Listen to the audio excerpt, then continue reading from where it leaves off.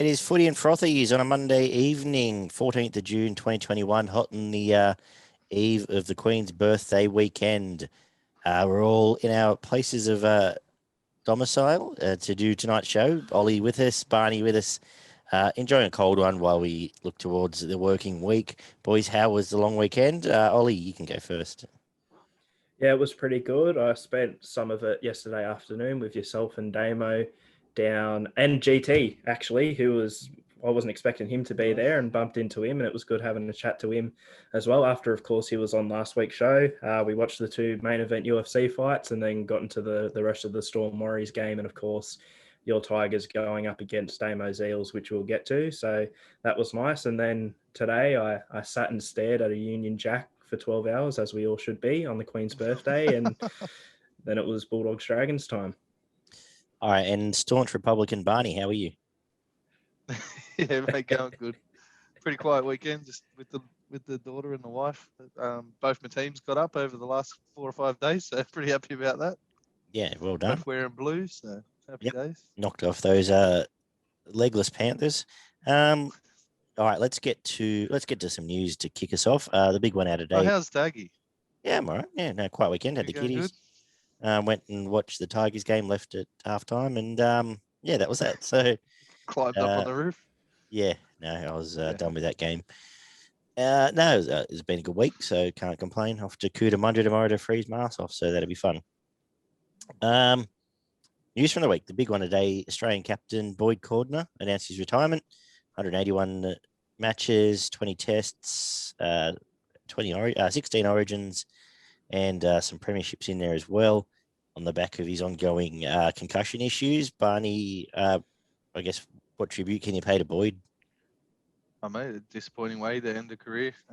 Bloke's been a warrior from the time he started up until obviously he's had to give the game away at an early age, which is quite disappointing actually. I always enjoyed watching him play football. Had plenty of skill. He was a big, tough hombre, and had a good offload in him and a pretty good passing game as well. So he was right up there for his entire career. I always rated him up there as one of the better back rowers running around in the competition. So sad to see him go, to be honest. Yeah, well, Oli, quickly. Yeah, well, his accolades pretty much speak for themselves. Australian Test captain, led New South Wales to 2 Origin Series wins as captain, and led the Roosters to back-to-back premierships as captain as well, and of course played in the 2013 grand final as well, I believe. So to not only get those accolades as a player, but as a captain, it's just next level. Yeah, he's very much a leader of men, and even last year in his last couple of games, he was, I think, one of the best games he played all year was probably second to last, or the one he got knocked out. He was absolutely outstanding. The Origin game, yeah. And the Origin game, where he dragged the forward pack back into the game himself almost. Absolutely tremendous. I saw some tributes today. I'm sure there'll be more throughout the week. Steve Roach putting him on the level of your Paul Sheridans and Brad Clydes, which hard to argue with, I suppose. So those tributes will be paid as we go on, and I wish him all the best, as to do all of us, in what comes next. I assume there'll be some coaching roles or something. He'll have something to offer the Roosters club. You would imagine so, yeah. And Eddie did say his biggest achievement in the game was being a Rooster, so very much has that club at heart. Judiciary matters.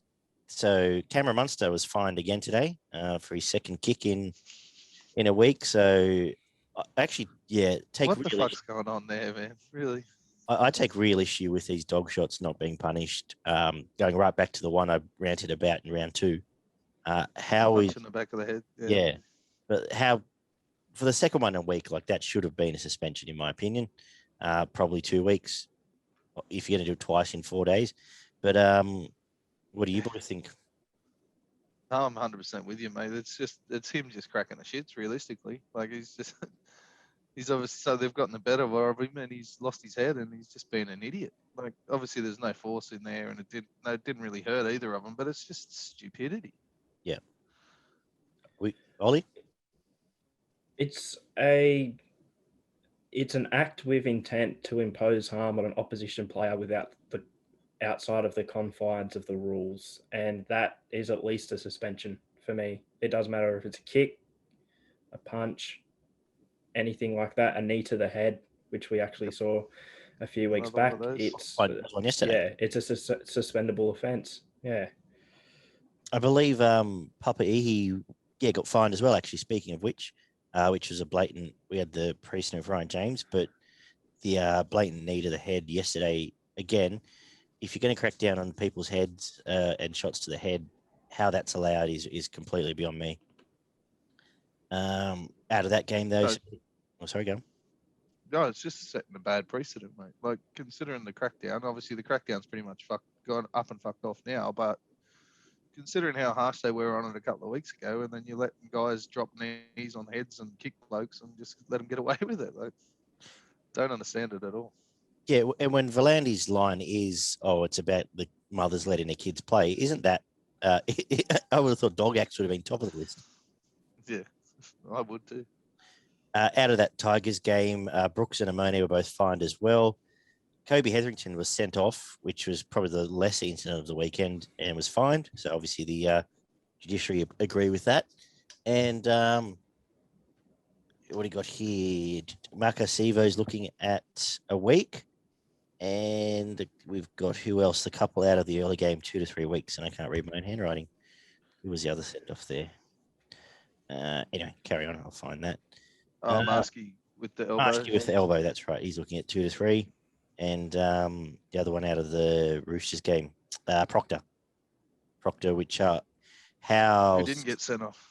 How he stayed on it. He even walked. He started. I was watching it live, and he walked like he had been sent. And I'm thinking, okay, he's been binned, and he came back. He gave himself up, and how Makasivo stayed on the field. No, didn't get sent off compared to the shot on Tedesco a couple of weeks ago. But anyway, got his bin. We all move on. I suppose no point complaining about inconsistencies because that's what we're just going to keep getting.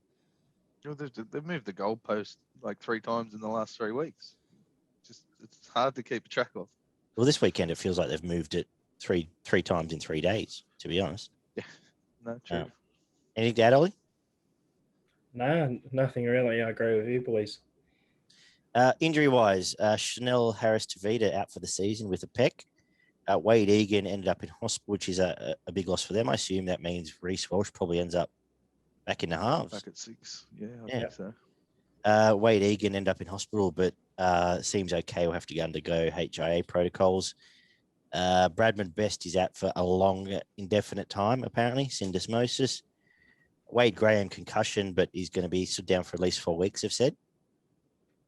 And Mahani's looking like he could be back around 18.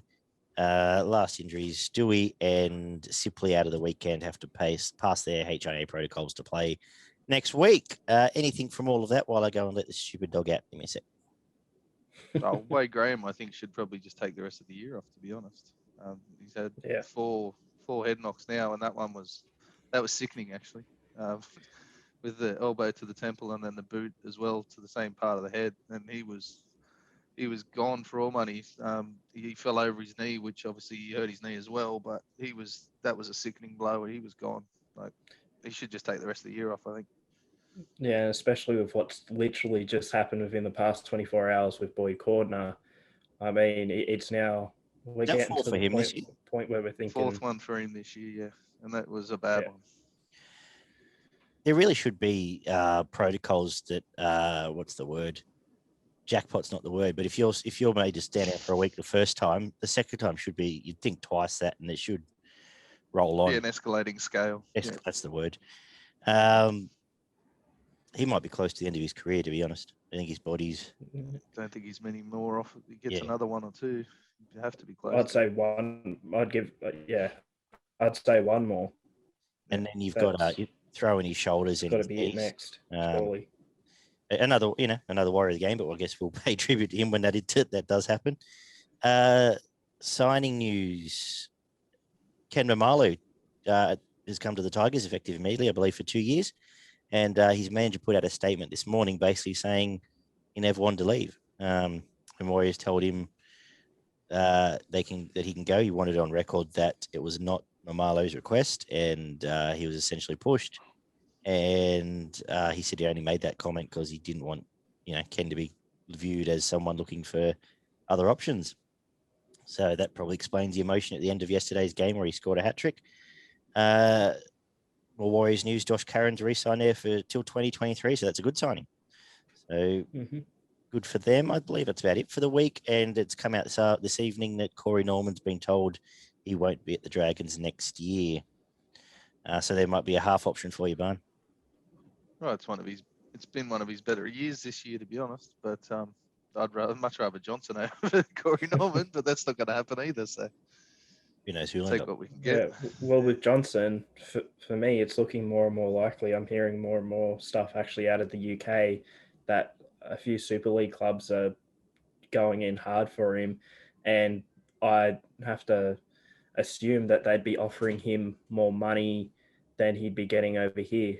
Like, surely he's still at an NRL level and can put out at least another good couple seasons here before heading over there. But I guess if he wants the payday, which if he does, good on him, then maybe he will go to the UK. You'd know better than us.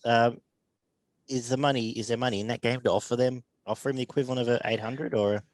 Well, not an 800, but the thing is over here, it's looking more likely that 400k Cronulla offered him is not too far off the mark as to what he'd get elsewhere, except for maybe Brisbane. But over there, they'd probably offer him about 650, I think. So it's not too much more, but I mean, I feel like it's more than he'd probably be getting offered over here. Yeah, well, I imagine his only real options here would be Canterbury, if he's happy to take the 455. Maybe St George now. Brisbane Dragons. Yeah. Maybe St George. Maybe that might be the merry-go-round. Interesting. Well, Brisbane definitely needs somebody. Yeah, well, that's right. On off what we saw this weekend. Well, they need lots of somebodies. Well, if they could get Dufty and then possibly Johnson accepts a lesser money deal, Brisbane could get both. I think it's possible, unlikely. But Reynolds, Johnson, Dufty at the back. Yeah. It's not exactly a defensive wall, but I guess it's points. I think Dufty was showing exactly why he's not being re-signed today, but we'll get to that shortly. Any other news, Ollie? Yeah, well, a couple rumours, I guess. One of them is that Kurt Capewell has reportedly toured the Cowboys facilities, of course, while he's up in Townsville on camp. This has been reported by the Daily Telegraph. They've reportedly offered him a 2-year deal worth $400,000 per season. Now, I read that and I'm a bit surprised because I think, well, one, what's he currently on at Penrith now? I would have thought he'd be on about 400. And two, would you not just maybe stay at Penrith for another year or so and wait till another club can come along with more money that he's probably worth? I don't think he's on as much as you think. I think he went there fairly cheap and he's being pushed out because obviously they have to upgrade 15 other players' contracts. Yeah, I suppose that's true as well. And the other rumblings that I've heard around multiple outlets, I guess, is in relation to the Kamamalo signing that now apparently the Warriors are going in hard for Daly Cherry-Evans. So reportedly the Tigers were going in for him. It didn't work out. So Kamamalo was their second choice, who they came in and signed. And now the Warriors are looking for a winger. And they believe that man's Daly Cherry-Evans. And they want to try and get him effective immediately. Was the third part of that Leilua was always a rumour to the Dogs. Could that be the third part of that wheel, or wait and see? It still could be, yeah. Well, I've heard the DWZ will be signed by the end of next week, but we'll see what actually happens there. To the Warriors? Yeah. Yeah. No, fair enough. That about wraps up the news, Bar, unless you've got anything for us. No, mate. Not me. Cool. We'll take a quick break and I'll restart the meeting because we're about to run out of time.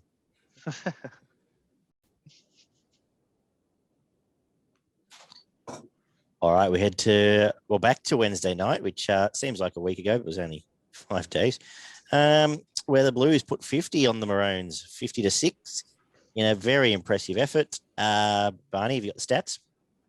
Yeah, so we got 1 try to 8, 1 out of 1 conversions for Queensland, 8 out of 8 for the New South Wales team. 1 out of 1 penalty goals for New South Wales. 78% completion, played 80%. 31 out of 40 sets, played 32 out of 40 sets. 400 post-contact metres for Queensland, 524 for New South Wales. 1 line break to 10.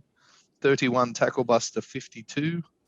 14 offloads to 11. 1 forced dropout by Queensland. 325 tackles played, 312. 1 ruck infringement by Queensland, 5 by New South Wales. 0 inside the 10 for Queensland and 3 for New South Wales. We're all in the space of about 2 minutes. 4 penalties conceded by each team, 14 errors to 11. Harry Grant made 40 tackles, Cook made 34. Holmes with 146 metres and Brian To'o with 233 metres. There was 25 missed tackles by Queensland's starting forward pack compared to 8 from the New South Wales team. Grant missed 7 tackles, but he made 40. Munster missed 5, made 22. And Gagai missed 5 and made 28 tackles. Kafusi missed 6 as well. Luai and Cleary missed 5 each from New South Wales, so that was the worst for them.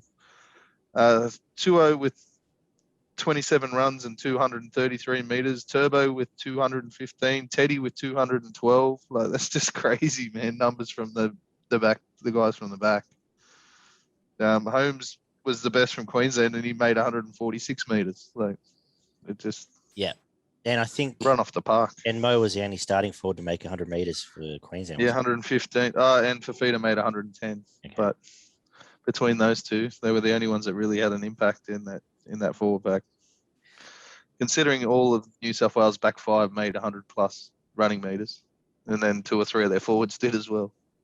Yeah, well, what an amazing effort. I loved it. I loved watching it. I loved watching basically the best 5 of the best players in the world play together.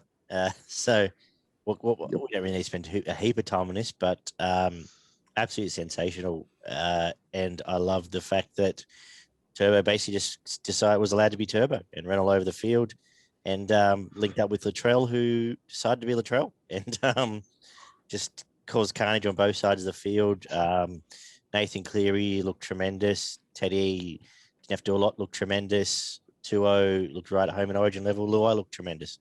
So when you put, sorry for everyone to talk about in the week leading up to it, having to play Origin, when you put the best players around the best players, they step up as well. So what were your thoughts, Ollie?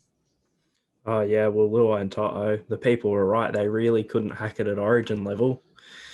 I mean, yeah, again, a lot of it's just down to, and I was talking to you and Damo about it at the Colonial yesterday. Penrith are becoming a team in that Melbourne Storm vein, whereas people will bag out their players and bag them out more because they want to see them lose and fail more than, an actual belief that they will, because they grow tired of them. And Penrith have only been up there for 18 months. It had happened with any club. If the Tigers were at the top of the ladder for 18 months, let's just say, and were dominant, then people would probably start to sour on their players and say, oh, no, well, they're actually overrated and whatever. And, their players wouldn't be able to hack it at Origin level. Well, it just is how it is. But they proved those people wrong. And it was amazing to see those guys. And obviously New South Wales backline 1 to 7 just absolutely dominated the game.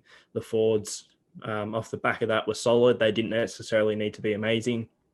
One player in particular I want to give a shout out to, who I think for me was the best forward on the field, but didn't get the props for it just because he was doing those little things. Isaiah Yeo, for me, the big thing that people noticed was New South Wales were already up 50-6, but that try-saving tackle as well, that, towards the end of the game, if it was 14-12 to New South Wales, that wins New South Wales the game, essentially. So just stuff like that he was doing throughout the whole game. But yeah, Evan Parsons, an avid listener of ours, has actually sent in a question while we've been recording here. And it's a question on many people's minds.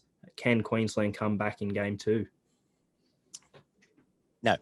But I think they're going to be better, but yeah, I don't think they're going to win. I can't see them. That's a massive reversal to be able to even get close, really. Yeah. The only thing I'll say is that we say this about Queensland every year. And it'll be closer, and they'll get into they'll be able to drag it into a dogfight at some point. But then I don't know who's quite going to drag it into that dogfight at the moment. There's talk of Olam today. There's talk of I suppose, Chambers, but they need some people there that are going to, well, actually make tackles will be the first problem, but help them out as well. And if they're missing Welsh, then I think that he's absolutely massive for them to be out. Barn? Yeah, he was a big out when he got concussed. As I said, I can't see them getting close, to be honest. I think at best they probably get within maybe 16 points, but I can't see them coming back anywhere near this New South Wales team if they put the same effort up. But as you know, 2 weeks in rugby league's not a long time. Anything can happen within a week. So yeah, at the moment I'm actually going to tip Queensland. I've just got that feeling at Suncorp Stadium. They're down. I know that they're down big time and they've probably not come back from something this big before. But in recent years, like even when Queensland have gotten up in game 1 of Origin, and of course they've not won 50-6, but people just have ruled New South Wales out instantly. In the past 2 years, despite New South Wales not going on to win the series last year, they did come back and have a dominant game 2. So it's going to be interesting to see how Queensland comes back. Now, I'm not saying they're going to dominate or anything, but right now, they've still got the talent there on paper, at least, where I could potentially see them winning this game. And if it wasn't at Suncorp, I'd be well and truly tipping New South Wales. But again, it's that Suncorp factor. Freddie Fittler's also yet to win as New South Wales coach at Suncorp Stadium. But again, in saying that, I'm probably not thinking enough about how good that New South Wales backline has been. If they can replicate anywhere close to game 1, then New South Wales win. So it's really up to those guys for me. But at the moment, I've just got that feeling, and I probably will end up tipping Queensland, even though I'm not very confident on it. But I've just a bit of a feeling in me. That's all. First of all, Ollie, can I ask you to turn that filter off? It's starting to do my head in. And second of all, Barn, your thoughts on the game itself, because you haven't had a chance to talk about that. yeah, of course. And then where to for both teams? Yeah, well, Freddie'd never won in Queensland either up until this coming Wednesday. So, but New South Wales were pretty much close to perfect in this game. They didn't do much wrong, if anything at all. And Queensland realistically only matched it for probably the first 5 minutes of both halves, and the last 10 minutes of the first half when they got a hell of a lot of momentum on the back of a few ruck infringements and inside the 10 penalties back to back. And they got camped down on New South Wales line. But even then, New South Wales didn't really look like being troubled at all. There was a couple of nice attacking movements from Harry Grant where he gave them a bit of trouble. But the only person that actually bent the line and caused any disruption in the defensive line was Mo Fotuaika, who pretty much every time he carried it, he did bend the line.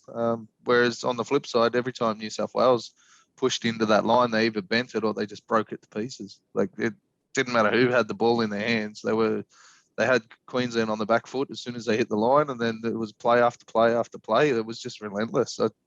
I can't recall seeing anything like that except for probably when Western Australian game last year when New South Wales did pretty much the same thing and then went on to lose the series the game after, which might come back to what Oli was just saying then. But yeah, the tone was like the first set of the match. You had Teddy, Turbo, like, and their outside backs were running into the teeth of the forwards and making meters. Like, they weren't being stopped. They were getting quick play the balls, and then the next one would jump on the back of it. I the think question marks. that was a massive sort of, I guess, pull your pants down moment in it. Origin's always right. Your biggest front rower takes the first hit up and gets smashed, and then your second. You try to drive him back 10 meters, and then they've spread it right off the kickoff, and Tommy's taken 2, and they've gone, oh, what are we up for here? And then they've gone left and right back to right. It was, I think that was just straight away. They just went, oh, well, what are we going to do now? And it was so quick, and they played pretty much like, obviously I laid out the game plan that I wanted them to play to, and they played it to a T. They just 1-2 punches in the middle and then spread it wide, and the Queensland just couldn't keep up with them. They were just way too fast. They played way too quick for the Queensland team.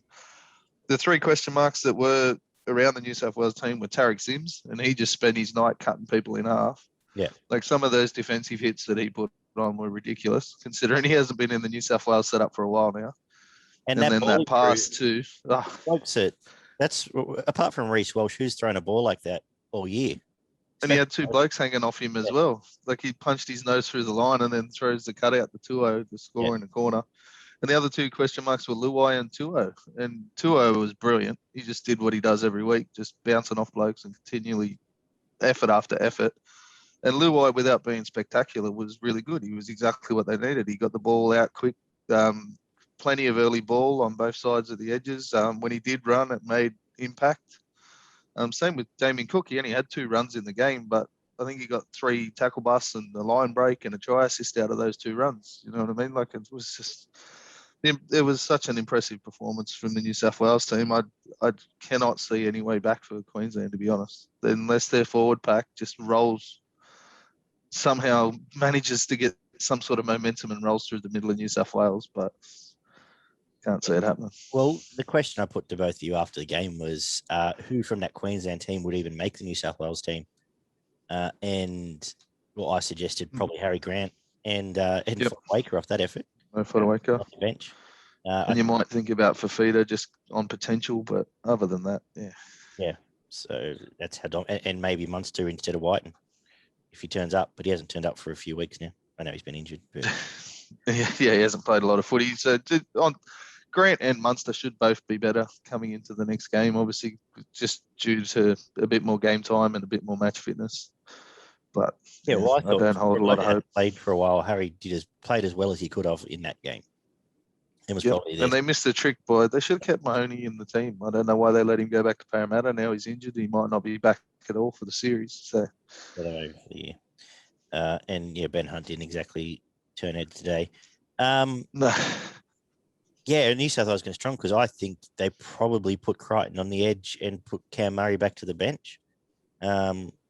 Or can put Sims to the bench, but you may as well start Sims. And if you have Crichton also adding to, I guess, playing inside Latrell and giving you another option, a try-scoring option. They might even just put Crichton on the bench and maybe move Martin out. But either way, it doesn't hurt the team. Exactly. So scary times for Queensland, but as we've said, they tend to bounce back a fair bit more. Now, you want to launch the Oli Lewis medal, do you, Oliver? Barney is the one who coined that term and came up with that concept. So I will hand over now to our statistician supreme, Barney Boy, to, I guess, kick off the 3-2-1. Well, our normal 3-2-1 discussion is going to go behind closed doors for the rest of the season. So we may as well go through with the origin and we'll give away, which generally is, it's normally called the Wally Lewis medal. So we've got the Daggy M. So I thought, why not the Oli Lewis medal? So, we got to find a Barney one. We'll get there some point. Named after the great Luke Lewis. Our player of the finals. Our player of the finals can be the Barney one. We've got to think of a name. Yeah. So I will really. There's only a choice in 2, isn't it, for the 3 points? It has to be Latrell or Turbo. Yeah, depending on what way you want to go. I've just gone with Mitchell just because of he did the early, like he started making the inroads early. Most of his tackle breaks were hard. Like he did it on his own bat. He wasn't taking balls off people and running into holes. He was dancing around people or running over the top of people. But yeah, it's Mitchell or Turbo for 3 and 2. And then question marks for 1. I've just put Tuo in there because I thought his performance was outstanding, especially on the boo. 2-0 for 1. I may have gone to Tommy, but I'm happy with Latrell for 3. He just had, but Latrell, we didn't really talk about him, but he had spiders on him, and he made a point of owning Gay Guy for the night. But even from his first touch out of nothing, where he just took 2 blokes with him and put 40 metres on, and that could have been the best game of footy he's played. Just about Latrell, he was outstanding, and apart from beating up some, but he's not the sort of player that beats up terrible teams because he tends to just he generally just floats out the back there. Yeah, he doesn't get as involved as soon as he's one of those competition blokes. You know what I mean? Like when he comes up against the best, he just rises to that extra level. Yeah, I've just had a brilliant idea. So I take it we're going Latrell, Turbo, Toto, but talking about what award we can name after Barney. If the World Cup goes ahead, usually the player of the tournament or the player of the year gets the golden boot, the golden Barney. We'll get to it down the track. I think maybe something for player of the finals. So Mitchell Turbo 2-0. Yeah, Mitchell Turbo 2-0. Yeah, and as we said, honourable mentions to Luai and even Cleary. The other thing about having Turbo and Latrell in this New South Wales team, and I presume that'll be the case for quite some time to come, is it's going to actually add years to Teddy's body because he doesn't have to do the crazy stuff that he was doing last year and the year before. He can chime in. When he did, chimed in off Cleary once or twice, but he can inject himself when he needs to. He can now add an extra 5 years to his career without having to kill himself. Just quickly on Tedesco, is he now the permanent Australian New South Wales captain for you guys? I would suggest so. Yeah. Looking that way. And yeah, I couldn't imagine they're not going to captain Cleary in front of him for Australia, are they? So no, well, Cherry-Evans probably won't play for Australia, and he's the current Queensland captain. So by default, it'd probably go Teddy. Yeah. And just quickly on Ollie's note earlier, I don't think he got enough raps. Definitely not. Especially when New South Wales, whenever their attack sort of did stall that little bit, he just jumped in and took it off his own bat. And he either just took it straight into the guts of the defence or he tried to link up something himself, running back a different angle, and he was tremendous. And also just giving that, and it became easier as a game, and giving Cleary that bit of extra space because Cleary was never really pressured, making sure he got clean ball. So it was, a pretty complete performance all around, obviously. So an enjoyable night for New South Welshmen. Should we get to round 14? Let's do that. A couple of days later, our season proper review. As some sirens go off in the driveway. Manly 50 of the week put on the Cowboys 18. For about 10 minutes, I felt like a genius with tipping the Cowboys, and that was about it for me. What did the stats say, Barn? Yeah, 9 tries to 3, 7 out of 9 conversions, played 3 out of 3 for the Cowboys. 84% completion, played 61. 37 out of 44 sets, played 20 out of 30 sets. 220 post-contact metres extra for the Manly side, 9 line breaks to 5, 52 tackle busts by Manly to 20 from the Cowboys. 10 offloads to 9, no forced dropouts, no 40-20s. 271 tackles, played 348. 1 ruck infringement to 4. 2 inside the 10s from Manly, 1 by the Cowboys. 3 penalties conceded to 7, 8 errors to 13. Croker made 40 tackles. Gilbert made 38. Garrick with 324 metres. Valentine Holmes with 161 metres. Harper and Saab both missed 4 tackles. Harper made 9, missed 4. Saab made 4, missed 4. Drinkwater missed 8 tackles for the Cowboys. Dearden 6, Holmes 5, and there was plenty of others that missed 4 and 3 between them. DCE got 148 Supercoach points. Garrick with 106, and then 2 others before you got down to Drinkwater on 77 points. You mentioned on the preview show that DC could play in a dinner suit and be man of the match, and well, he did. So he absolutely did. Yeah, 3 try assists. I don't think he did make 21 runs though, which I thought was tremendous backing up. I know that he had a pretty easy night considering for Queensland, like he didn't do a lot in their attack, but 21 runs out of a halfback's amazing. Yeah, 150 metres or something, I think it was. And I've said it before that he's the best supporting halfback in the game, but even late in the game, he was there when they had a couple of breaks. He was the one in support, giving them options. He was outstanding. His kicking was great. Forehand was pretty good on return. I guess it's one of those games where everyone looks good. Ruben Garrick's having maybe his best season. I think he's been tremendous. He came back into this team. Since probably the Tigers game, he's been outstanding. Absolutely. 300 metres speaks for itself, but his kicking's back on track as well there. And I think, and I really like Paseka, and I really like Olakata. That'll go into GT spreadsheet. I think he's already in there. But yes, so I mentioned. And the only other one I'll mention for myself, but anyway, they're building a good forward pack. But Marty Tapau, 200 metres, and I believe led the tackle. Yeah, Tapau was tremendous. Yeah. So all they're the names I'll mention. They were really good. They're Chris Manley. I still think I still can't get my head around that Newcastle game beyond players being in Origin mode, and I still think they're a top 4 chance. I still think they're a better team than Souths, even after this weekend. Barn, what do you think before we go? Dolly? Yeah, well, just on DCE, 3 try assists, 21 runs for 145 metres, 13 tackle busts, 2 line break assists, 6 offloads, 17 tackles and no misses. Like, that's a fucking tremendous performance from a halfback. Yeah, he was everything to this team, and Garrick jumped on the back of him. And as you mentioned, he had one of the best games I think I've ever seen him play. The Cowboys started on fire. They looked like they were going to dominate this game. I thought the upset was well and truly on after it was about 7 or 8 minutes when Drinkwater's set up two tries, and they weren't easy tries either. They were a good ball and a good kick to set up the first two tries.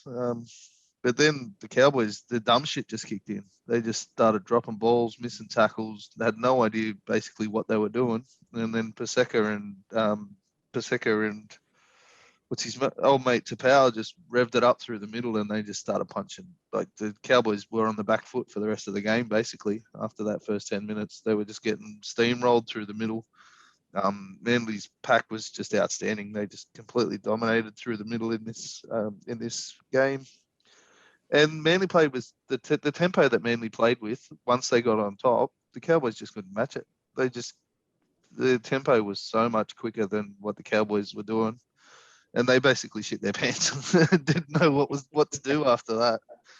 That left-hand side in attack was just brilliant. The right-hand side did fucking nothing, apart from Olakau'atu. I think he caught the 2 kicks that were kicked out there, and then Harper and Saab just stood there and watched the game go by. Like, they didn't have to do anything. Saab and Harper. So, well, and the thing, admittedly, with Olakau'atu's tries, like, they were both soft as all shit, but still impressive enough. Yeah. They've gone to that sort of Penrith play of the kick to the big forward. The half kick to the centre, second rower. Second rower instead of kicking wider. But yeah, I agree. Everything you said about tempo is right.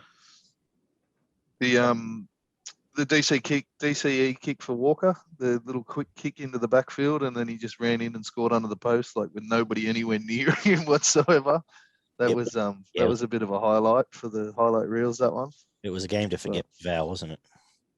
Yeah, he went missing a couple of times, but obviously on the backup, that can happen to anybody. But he's been quite impressive up until Origin, but who knows now? His confidence could be shot. You don't know. Ollie, what do you make of the game? Well, the first big thing I want to take out of the game is that if leading into any games, Daggy refers to one team as the bet of the week, go the complete opposite way, because now he's done it when Brisbane's lost, and now he said it for the Eagles Cowboys game, and they lost. Yeah, I don't know what was going on with the Cowboys. Like, I was expecting a lot better an effort. I think obviously Daggy did tip the Cowboys, but I think we both had Manly 1-12, if I'm not mistaken. So we were anticipating a Cowboys side that would turn up. Daly Cherry-Evans just pretty much took control, led the side around the park, and it's made it a lot easier as well when you have a forward pack that's on fire. And Manly's forward pack for me was on fire in that one. Just on the back of that, Dearden's performance was less than underwhelming. Like, that length of the field try from Garrick was a direct. He just grubbed it straight to the fullback, and nobody was chasing it. There was probably 2 or 3 different kicks in the game where he just kicked and nobody knew what was going on. Like, obviously he's only just turned up, so you need a bit of time to work with people. But surely as soon as a kick goes, the team goes with it. Like, yeah, there's players I wanted. Like, there's players that have obviously Val in that, but Talangi, Hamas, Taba, Fidel, they're gun players and they're very good centers. Hammer's actually bigger than I realised. In my mind, he put some effort in too. Yeah. That Hammer. They were both pretty good. I don't like the Reece Robson rotation where he gets pulled after 50 and we never see him again. They bring Granville on and he does nothing. I think they've either got to work it better and not play 2 hookers, or work it better and at least have him on the field in a Brandon Smith role, because I think Robson's a quality player that he once he goes off the field, Granville's not the closer that they need. If they want to give him a rest, give him 10 minutes either side of the halftime break. Yeah, that's right. Let Granville at him tired, and then start the second half and then get off. Like, he's no more. He shouldn't be playing any more than 20 minutes realistically. But it seems like it's a thing now where they pull him after 50 and then we never see him again, and I don't necessarily like that. It doesn't help him. Do we need to talk about more about this? Don't think so. 3 to DCE, 2 to Garrick. No, are we still putting them up, or are we going to do this? No, behind we read closed them doors? out. No, We we read- just don't reveal. Yeah, we just because don't. Okay. Yeah. Right, yeah. Otherwise, Fisher Harris has won. no, Yeah, we'll we already know. we still need to I talk. just thought we'd have the conversation outside of the outside of the show, and then So just pass it on. If anyone really gives that much of a shit where they're going to keep scoring, They could follow it. Yeah, right.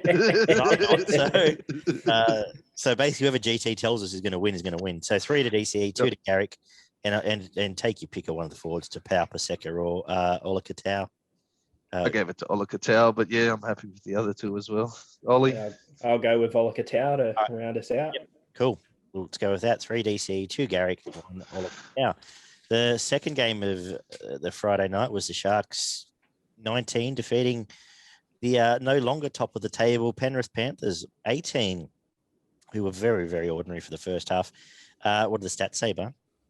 They're extremely good in the second half, though. They were. 3 out of 3 tries for both teams. 1 out of 3 conversions for the Sharks. 2 out of 3 for the Panthers. 1 out of 1 field goal for Cronulla, and 2 out of 2 penalty goals. And Penrith got 1 out of 1 penalty shots as well.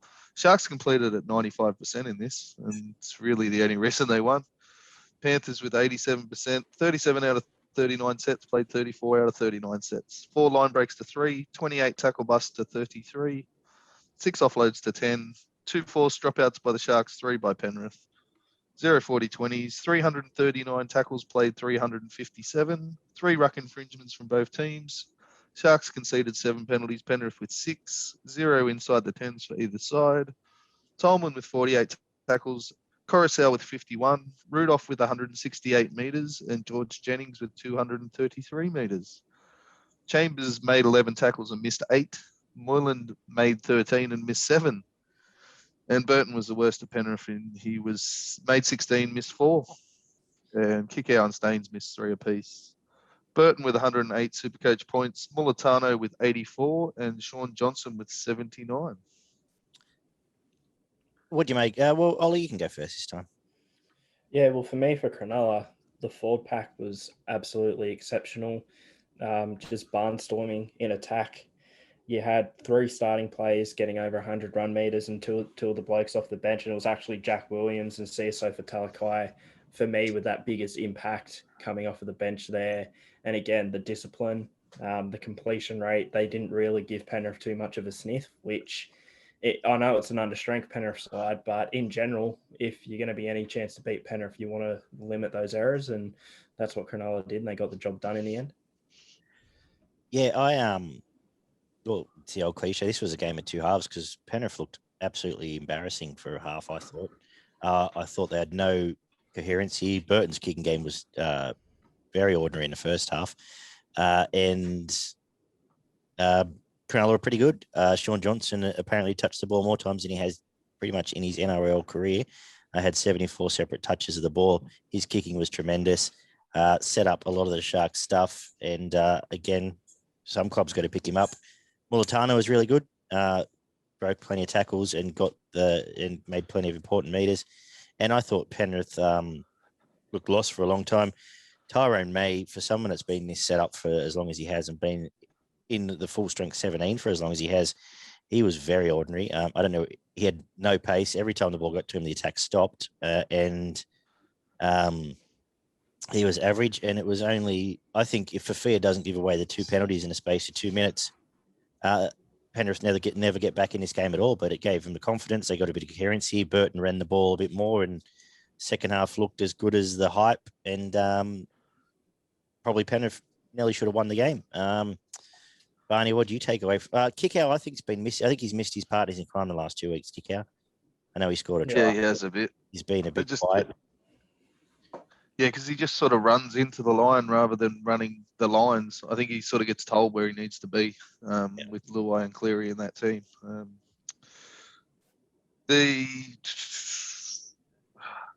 It was, as you said, it was just direct. It was enthusiasm and momentum in both halves. The first half, the Sharks just started with all the energy, enthusiasm, and that led to the momentum that just didn't get stopped at all in that first half. The Panthers just couldn't turn around that momentum that the Sharks had, and that was built directly off Rudolph. I thought Rudolph was probably one of the best players on the field. especially in that first half. He was charging off the back fence. And Woods, it's one of Woods' best games I think I've seen him play in quite a long time as well.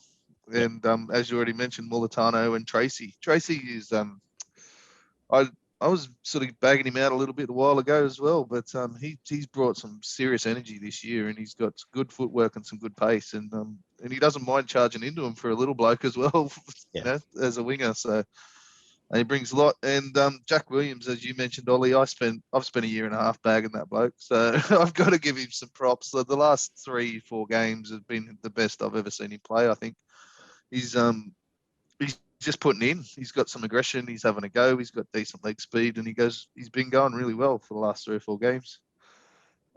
Sean Johnson just adds so much to that team. As I've said time and time again, I have no idea why they would want to get rid of him. But the bloke had 23 kicks for 604 kicking meters. Then nobody else kicked the ball. Well, Brayley kicked it once for a grubber into the in goal for a 2-meter kick. Like, without Sean Johnson there, how do they get down the other end of the field if nobody's going to kick the bloody thing? Because I know Moylan won't be kicking it. Yeah.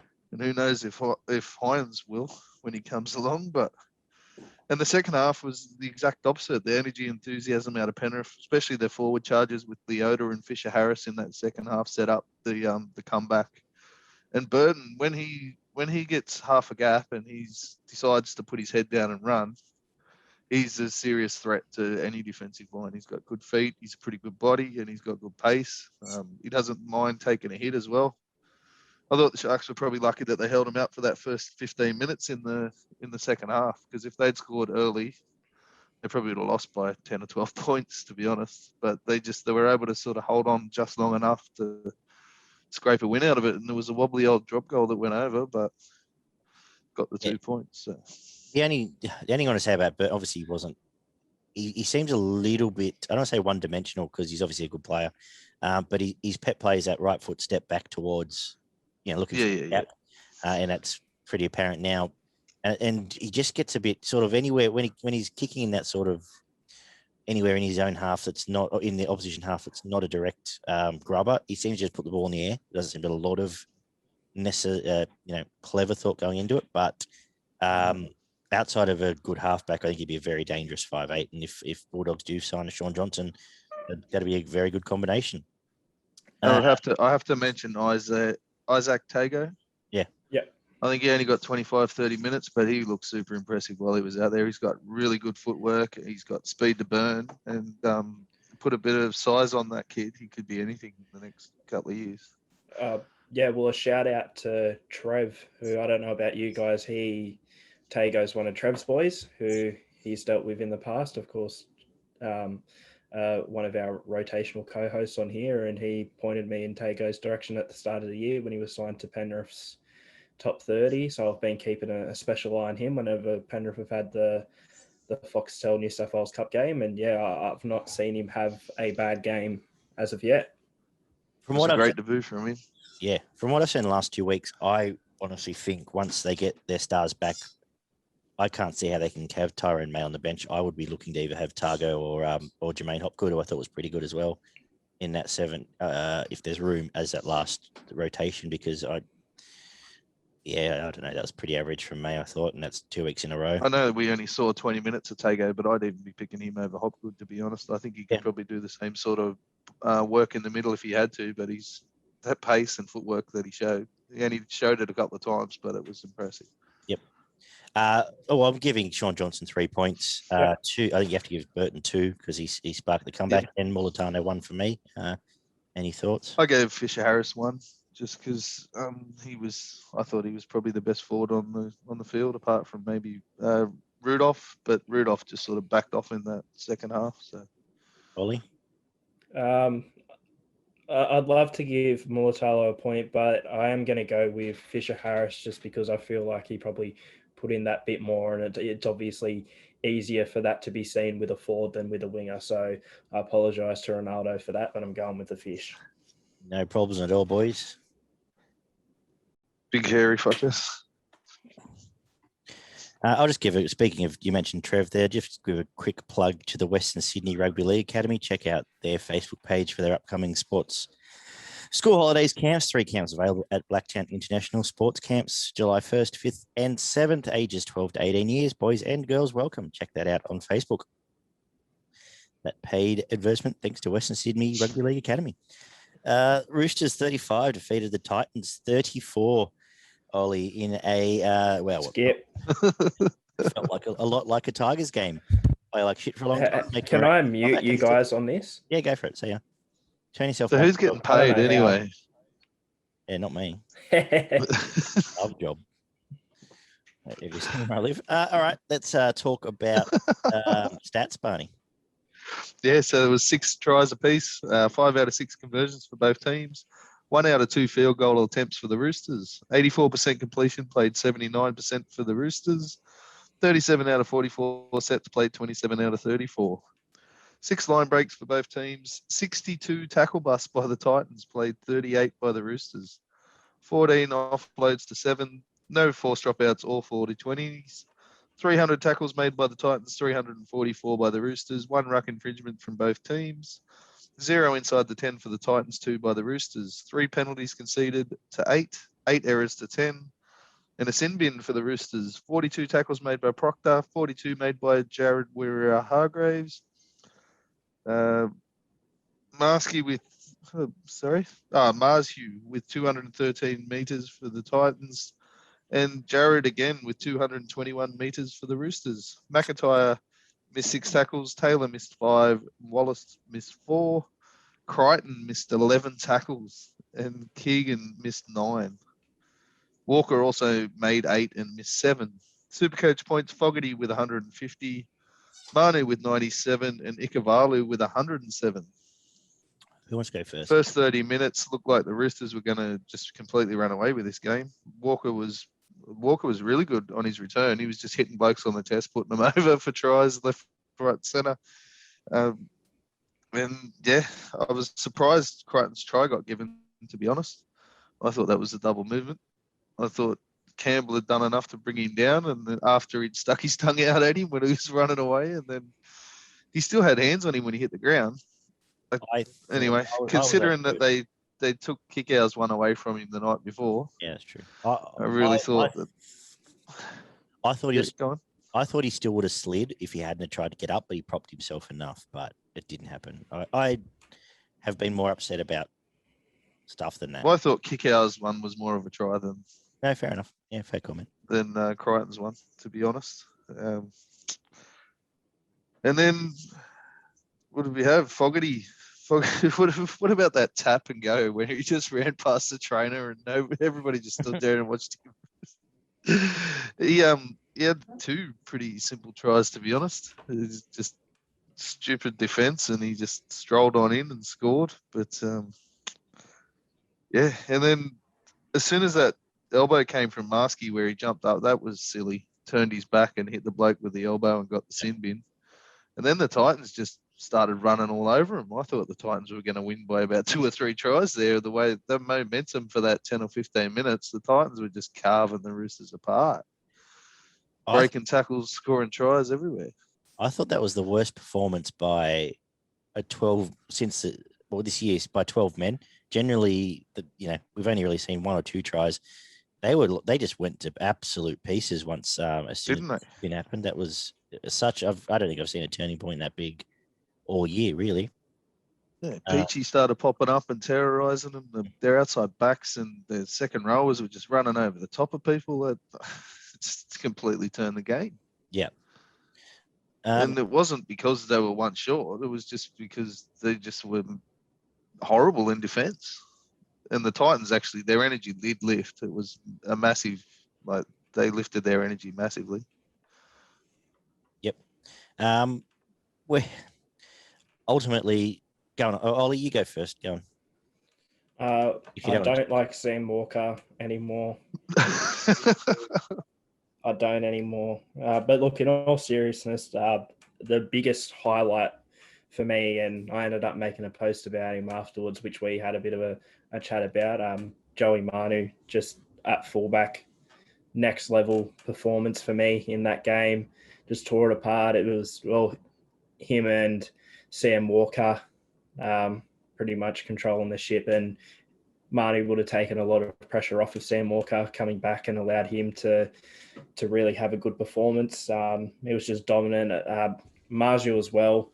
The performance he had, I'm really liking what I'm seeing from him at the Titans. But yeah, at the end of the day, the Roosters were still the better team overall, in my opinion. There was that 10, 15-minute sort of period where the Titans just run roughshod, and I was, when they were up 34-30, I thought, okay, maybe we have won this. But even like all the way up till that, I was thinking the Roosters have got this. The Roosters will win, and in the end, they came back and won.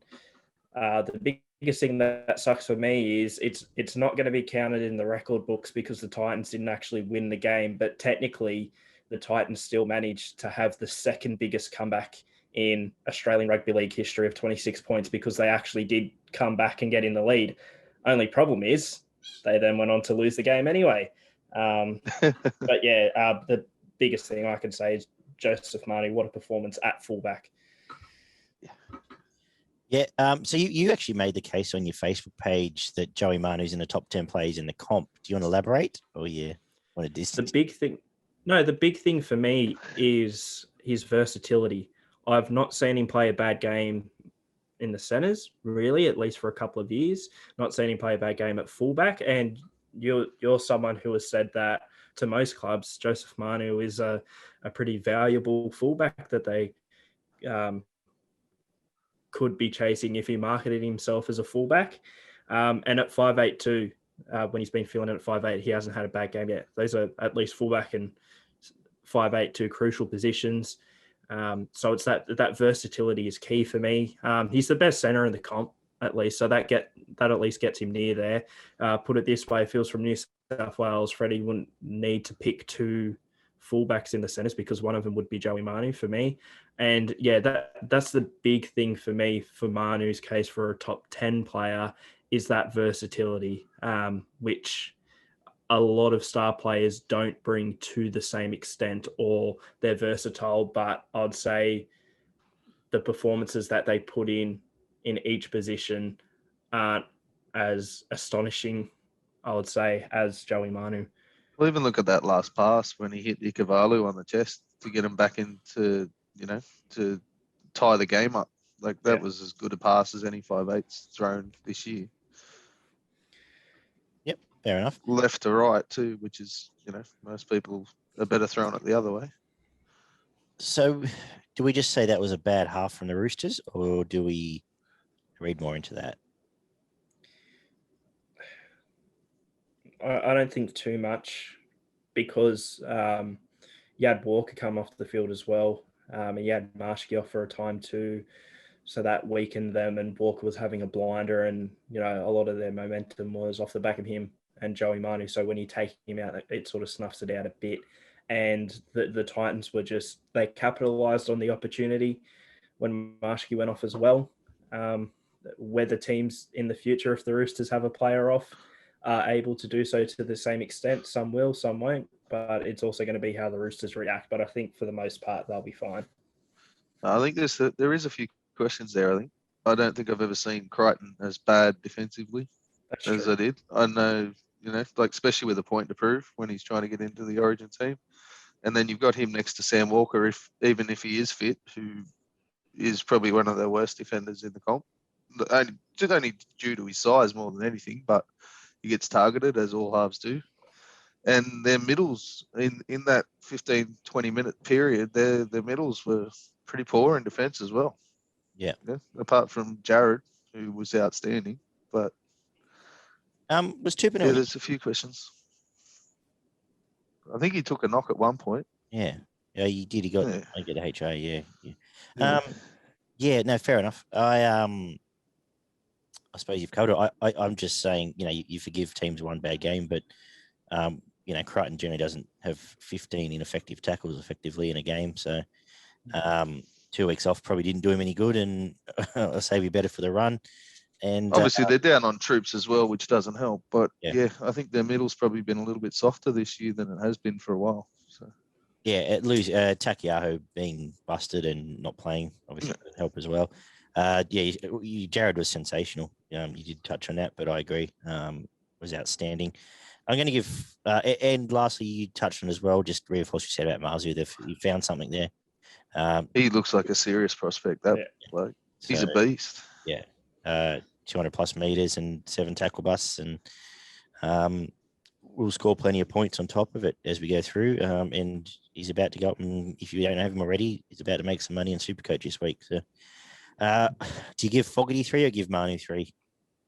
I give Fogarty 3. Oh, I'd go Manu, but I think they're the top 2. I go Fogarty 3, Manu 2, and either Jared or Walker for, I suppose, ice in that game. 1. Well, I had Jared at 2 just because when you get the most meters and the most tackles for your team, I think you've probably done a pretty good job. Yep. And Manu the 1. But okay, happy with that. Jared 2, Manu 1 to follow Fogarty 3. Souths 24 defeated Newcastle 10. They were pretty plucky, Newcastle. They weren't as bad as I thought they might be. They weren't necessarily good. What did the stats say? I thought Souths were probably in third gear as well, though, which probably enhanced what you thought out of the Knights. But I wouldn't. We had 4 tries to. Yeah, I wouldn't have wanted to see what would have happened if Latrell hadn't played Wednesday. But anyway, 4 tries to Souths, 2 to the Knights. 4 out of 4 conversions. Played 1 out of 2. 67% completion for the Souths compared to 86 for the Knights. 30 out of 45 sets played 37 out of 43. 7 line breaks to 2. 20 tackle busts to 16. 4 offloads to 6. 1 forced dropout to 2. 0 40-20s. 354 tackles for South. 368 for Newcastle. 5 ruck infringements to 2. 4 penalties conceded to 5. 16 errors by Souths and 10 by Newcastle. Nichols made 38 tackles, Brayley with 46, Mitchell with 192 metres, and Daniel Saifidi with 161. Jacob Host missed 7 tackles out of 30. Clifford missed 4 out of 17. Supercoach points, Alex Johnson with 124, Walker with 76, and Saifidi with 67. The game was what we expected. We all said what was going to happen. It pretty much happened. Johnson benefited 3 tries from it. Cody put him over when he needed to. I thought Colin Matungi was pretty good. I thought he was the best of the forwards. Totola had a pretty hard crack as well. Yeah, but I felt it the last few weeks when Colin Matungi's a run, it feels like every run makes an impact. In a team that's I still have concerns about their forward pack in big games against big packs. And possession-wise and even field position-wise, it wasn't a Souths dominating the field position by any means this game. It was Newcastle won this game in the middle. Yeah, so and I think it's been what I've said all along, and I still am yet to change my mind that I don't think Souths can win. Well, we've already said that we don't think can, but with this forward pack, they're a long way away from the absolute top, probably 4 teams, maybe even 5 if you include Manly. But they were good enough here, did what they had to do. Latrell, even though what I said earlier, he still led the run meters and was pretty good for what he did. He was well and truly cooked by the 75th minute, but admire him for playing. And I like what Bennett said about him playing. He basically said, well, he's done bugger all for the rest of the year, so he may as well play again twice in 2 weeks. Did you see it? When she goes, oh, did you think about giving him a rest? He's like, no, he gives himself enough rests out there. It's fine. Don't worry about it. And he did spend a good 20 minutes of this game walking around out the back. But they kicked the ball and he'd turn around and start walking the other direction. He's just like, I'm not chasing that fucking thing. I'll just wait back here. He's also had a month off this year too through suspension, so he's all right. Yeah. What do you take out from the game? Barney? Me? I'll go. Barney. Yeah, well, as I said, I thought Souths weren't in top gear. I don't even think they were near top gear. And I thought they did struggle in big parts of this game. As I mentioned when you were saying, I thought Newcastle won the middle in this, and I thought their forward pack was much better than Souths. But their outside backs just aren't good enough. They haven't been all season. You get Pearce and Ponga back in there, there's going to be games that they're going to win, but they're still going to have games where they're going to get beaten just because their centres and wingers aren't up to the class of other teams. Their defence was better this week on the edges than what it has been, but I think that's more because Latrell didn't get involved as much as he could have, and same with Walker. South just had that little bit more X factor in their back line, and that's realistically the only reason they won. Newcastle could have and should have probably won this game with the amount of time that they dominated the middle of the field. But yeah, Benji had an unhappy night at 9. Latrell ended up kicking him out of there at different points. Go get out, I'll do it. Like, I don't know what happened there. He's funny to watch at 9. He sort of goes in there and he looks over his shoulder left, he looks over his shoulder right, and he sort of, I don't know what he tries to do. He's obviously not a 9, but I suppose they tried. The young fella looked all right. Can't think of his name. Young hooker. He was okay. He was fine. Yeah, he came on and did pretty well. Mamazulis, yeah. Mamazulis, he was okay. Yeah, I actually was disappointed Cody Walker didn't do more on the night. I thought he might have been licking his chops and he was happy. I think they were just happy to get 2 points and move on. Much else out of the game, Ollie?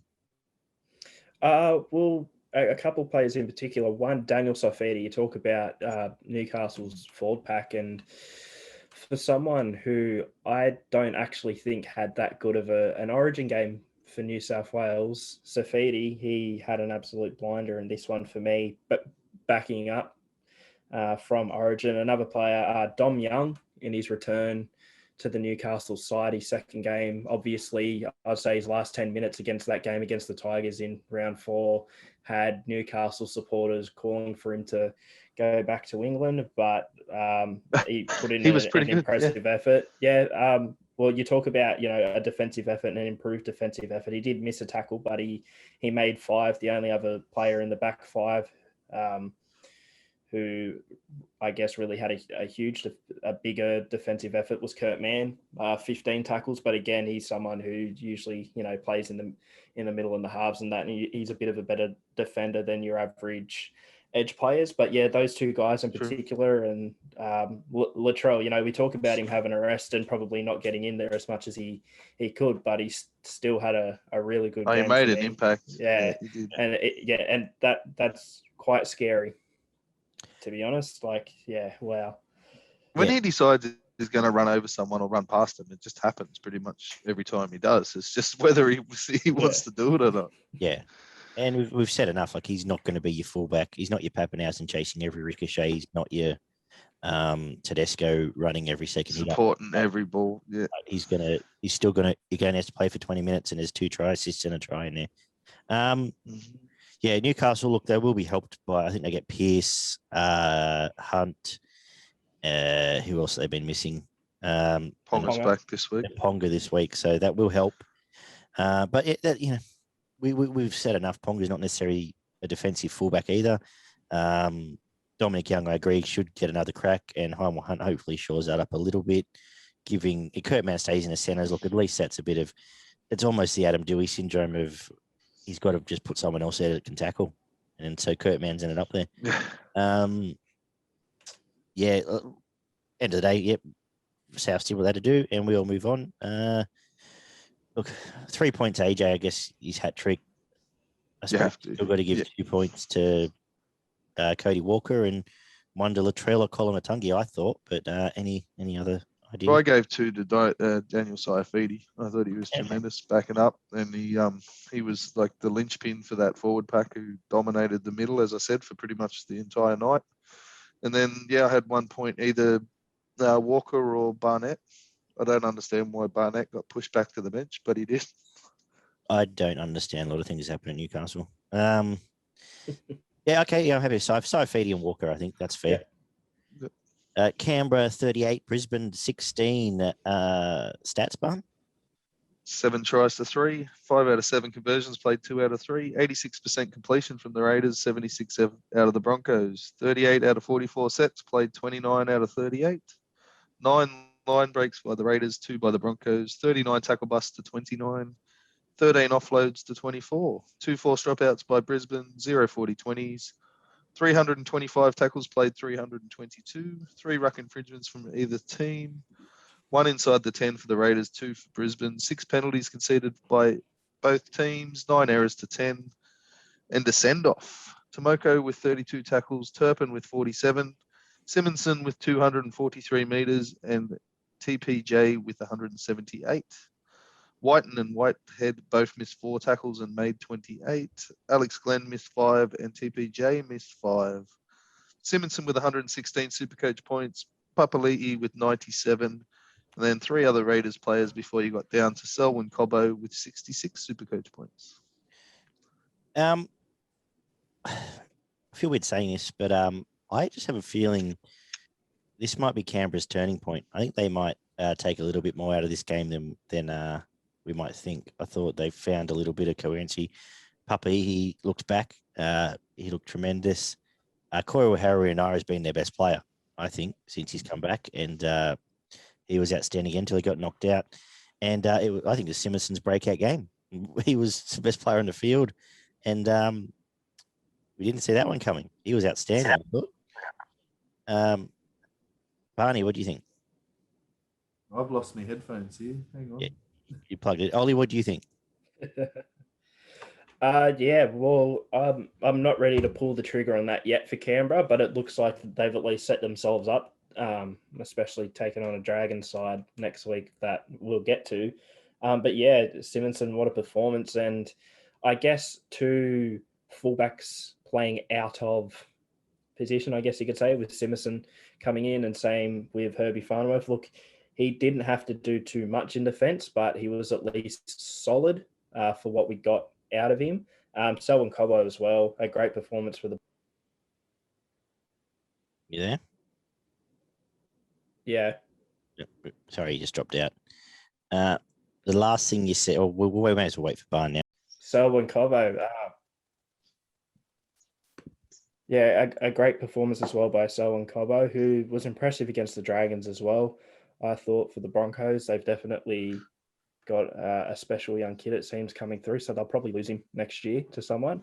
But Canberra as well, the forward pack, probably coming back.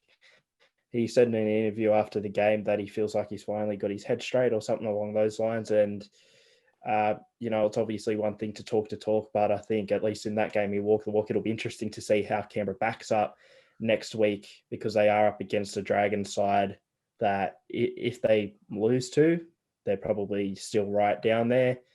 If they beat, it could get them well on the way to rekindling that momentum of 2019-20. Barn, what did you take out of it?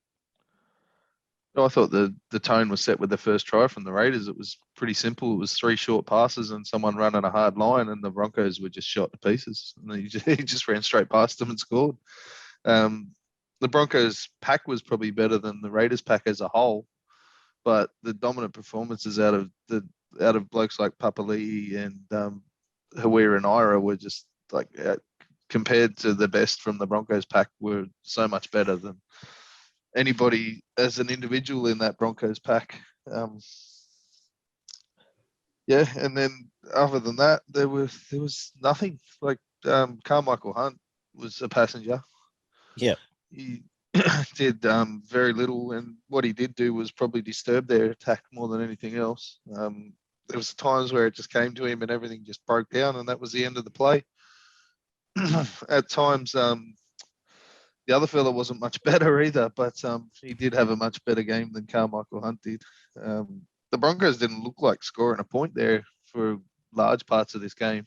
No. It was generally through Canberra's defensive errors or a bit of luck from that, like the bat back to the halfback who dived over and scored the try in the corner there. But other than that, the Broncos, their attack is, for most of this year, is just ineffective. It just they don't look like scoring points, apart from a bit of brilliance or a bit of luck. I still stand by the fact if they find 2 good halves, which they're getting one, if they had a spine, they'd be close to a top 6 team because their forward pack is pretty good. And Chapman was probably their best. He's he puts in every week. I can understand why he's been made captain, to be honest. Like he just keeps backing up.